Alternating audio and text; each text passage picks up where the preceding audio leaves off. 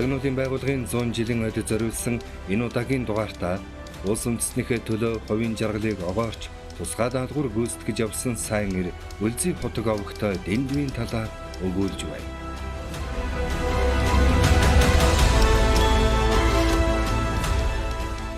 Аливаа улсын тагнуулын байгууллага үндсэн чиг үүргэн хэрэгжүүлэхийн тулд тухайн нөхцөл байдалтай уялдуулан янз бүрийн түүх намтартай хүмүүсийг үйл ажиллагаанд татан оролцуулж ирсэн нь нэг ёсны бичигдээгүй хууль билээ.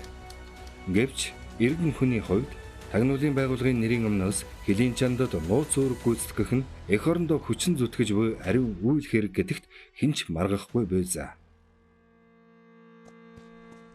Монгол улсын тагнуулын байгууллага бүр богд хаант Монгол улсын үеэс эхлэн хэл хязгаарынхан аюулгүй байдлыг хангах, хөрс зэрэгэлдээ бүс нутгийн дотоод нөхцөл байдлыг шуурхай хянаж мэдэх үйлстэй тэр үеийн шилийн сан эрчүүдийг өргөнөөр хамруулдаг байжээ. Энэ тухайд Архангай аймгийн Зай Бандит хүрээний нутаг дахь сайн эрсийн ууланд 250 орчим шилийн эрчүүл цугларч байсан. Тороо Бандит дээд шагнал болох 5 дахь удаагийн занг зүүж өгөх Монгол төрийн нууц даалгавраар Зай Бандит гэгэн өөрийн биеэр заларч гүндэтгэл үзүүлж байсан зэрэг түүхэн баримтыг Монгол оронд олон жил амьдарсан нэгэн монголч эрдэмтэн эх сурвалжтай нь өгүүлсэн байдаг.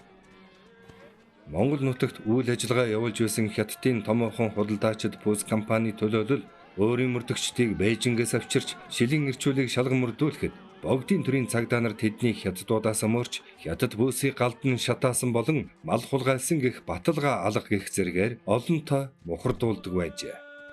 Монголын төр гадаад орчны талаар мэдээлэл цуглуулах Хятадын худалдаачдын хэд төрөмгийн хууль бус үйл ажиллагааг талсан зогсоохын тулд шилийн эрчүүдтэй нууцаар хамтран ажиллаж байсан баримт цөөнгүй бий. Энэ уламжлал ардын засгийн жилүүдэд мөн үргэлжилсэн бөгөөд тэр үеийн өвөр Монгол бараг Монголын нутгаар хөндлөн гулдгүй явж хал үзэж хат суусан шилийн эрчүүдээс тагнуулын шилдэг ажилтнууд цөөнгүй төрөн гарч эх орныхон аюулгүй байдал тусгаар тогтнолын үйл хэрэгт хүчин зүтгэх хүндтэй үүргийг гүйцэтгсэн байдаг. Энэхүү эдрэтэ хувь тавиланг туулсан хүмүүсийн нэг бол Үлзий хотгийн Дэндв юм. Дэндв нь 1899 онд Даргангийн хошууны нутаг Таван уул гэдэг газар төржээ. Багнасаа эцэг эхийн гар дээр өнгөрөөгөөд 15 настайгаас эцэг Үлзий хотгийг дагаж хөлийн чандад ёстын хошууны тайж дандрын хамжлага болж хонь мал хариулах болжээ. 19 настайдаа төрсөн нутаг Даргангадаа буцан ирж эцэг эхтэйгэн хамтран баячуудын мал маллах, жинтэй ан агнах ажлыг голчлон хийн амьдарч эхэлжээ. Багаасаа хил дамнан амьдарч газар нутгийн байдлыг сайн мэддэг болсон Дэндв 1927 оны намар ганцаараа хил давж Хятадын нутгаас тэмээ мал эд бараа дээрэмдэн ирсэн гэж хошууны ноёндоо баригдан байцаагцсан боловч уг хэргийг хүлээгээгүй байдаг. Гэвч мөн ондоо бусдын малыг хариулж яваад нутгийн нэртэй хулгайч нартай нийлж дахин баруун сүндийн нутгаас Хятадын баячуудын эд барааг дээрэмдэн адуу малыг нь тууж ирснээс болж хошуу тамгын газар баригдан байцаагдж улмаар нийслэл хотод хүргэгдэн уг хэрэгтэй 8 жил хоригдохоор шийтгүүлж байжээ.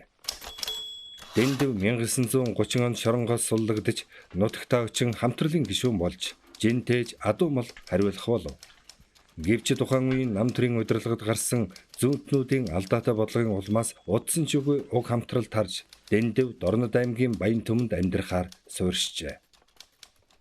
Энэ үеэс дотоод явдлын яамны Дорнод аймаг дахь хэлтэс Дэндвийг дуудаж Даргангад бүлгээрээ хулгай хийж буй бүлэг хулгайч нарыг илрүүлэх үүрэг өгсөн байна. Тухайн үед чи эдгээр хил дамнсан хулгайч нарыг илрүүлэхэд эх орондоо бидэнд туслах ёстой. Ямар ч хамаагүй аргаар тэдгээр дээрэмчдийг илрүүлэх хэрэгтэй байна. Тэдний дунд орж хамтдаа явъя гэвэл явсан ч болно. Хэрвээ энэ хэргийг гүйцэлдүүлвэл бид чамайг хэрэгт татахгүй хэмээн амласан тул Дэндв итгэж хулгайч нартай хамт явж зүүн үзэмчин хошуунаас 30-аад адуу хулгайлан уг хэрэгтэй мөрдөгдөн 10 жил хоригдох ялаар шийтгүүлсэн байна. Гэвч Дэндв төдийлөн сэтгэл зовхгүй байлаа.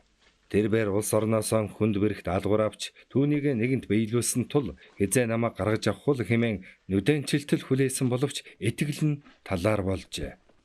Ноцтой хэргийг илрүүлэхэд хүчин зүтгүүлж худал амлан хүний амьдралыг үрчгээд Эцсүүд нь ямар ч халамж анхаарал тавилгүй шийтгүүлж шоронд орсон явдал бол тухайн үед уг үүргийг өгсөн нэгэн ажилтны хүнлэг бус хариуцлагагүй ажиллагаанаас болсон байлаа.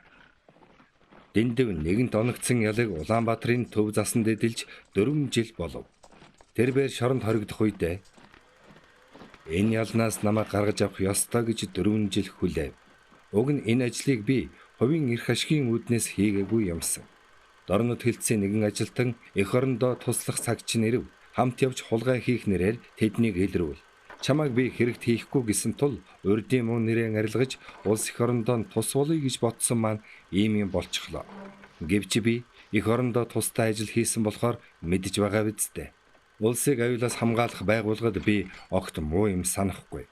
Харин ч хүний ёсоор итгэж үүрэг даалгавар өгсөн явдалд нь баярлаж явах ёстой.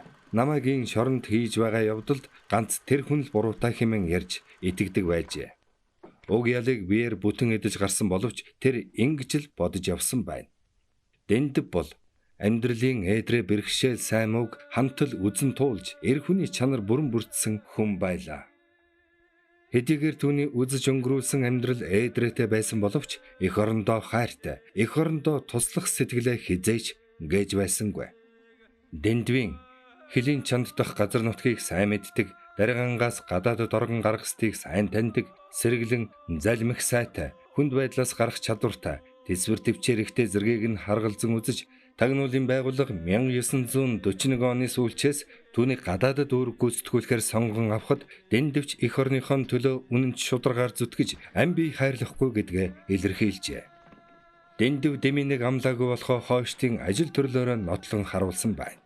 Тэрээр 1930-аас 1940 онуудад удаа дараа хөлийн чандад нэвтрэн гарч Долнуур, Жанчхүү, Завсар зэрэг Японы тагнуулын байгууллага төвлөрөн ажилладаг газруудаар хөндлөн явж манай тагнуулын байгууллагаас нутгийн гүнд ажилтнаас суурин суулгах нөхцөл боломжийг судлах, уг хүнийг сууршуулах, аюул осолгүй амьдран суух бичиг баримтыг бүрдүүлэх зэрэг нарийн ээдрээтэй хүнд бэрх даалгаврыг амжилттай биелүүлсэн байдаг. Гэвч нутаг буцах замдаа буу зэвсэгтэй 6 харуулын цэрэгтэй таарлцсан боловч эрийн самбаа зориг морины чадлаар мултран гарчээ. Сэргүүд түүний хойноос хөөж буудсан боловч сум түүнийг онсонгүй нь эх нутгийн тэнгэр түүнийг ивэн тэтгснэх бизээ.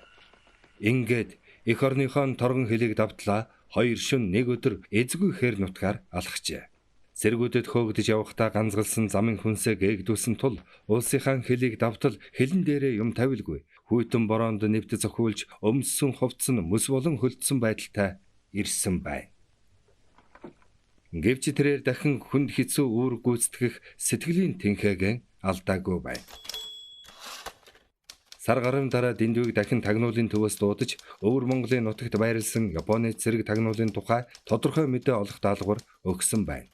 Дахиад л хүнд хэцүү аяны зам амирсан үүрэг даалгавар түүнийг хүлээж байлаа.